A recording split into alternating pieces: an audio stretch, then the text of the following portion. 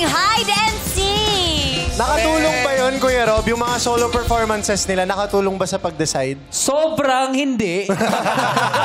Oh, ito. Wala kang clue, pare. Wala kang clue dun sa tatlo. Dahil sa solo performances nila, parang nabibigyan kami ng idea. Actually, kasama ng mga Showtime hosts. Aha. Parang si number 1, nakita namin at napansin namin. Nakita mo? Naramdaman namin. Nakita namin yung performance. Naramdaman mo.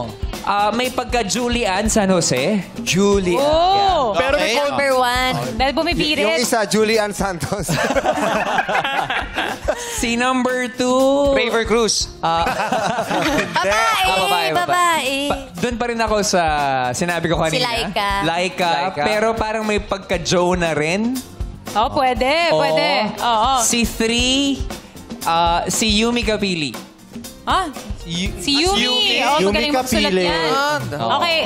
Ba't di Tawag natin ng tanongin tanghalan. si Jackie? Kasi nakikita ko yung forma ni Jackie, parang may gusto kang sabihin. Jackie, what do you think? Sobrang daming gustong sabihin. Tumayo ka dyan. Jackie, tumayo ka. Ano yun? Ako, para sa akin talaga, si number 3 yan.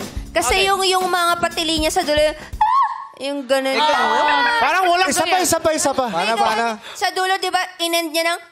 Parang naipit lang. Hindi, ganun yung mga pinapakinggan ko na mga Biglang singers preno. na gusto kong Parang yung biglang preno, Narinig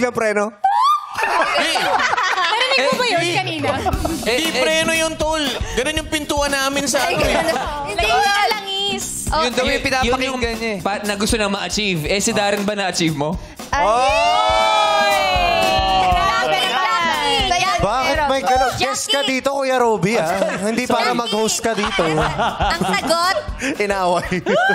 kung si Darren ba na-achieve ko, Naiba kasi mababa yung tono pag kay Darren. Sabi mo si number 3. Sino si number 3? Sino celebrity? Ano yan? Morissette yan. Morissette. Yung mga Whistle Queen. Yes, yung mga Mama umangat knows yung best. tono. Oh, yes.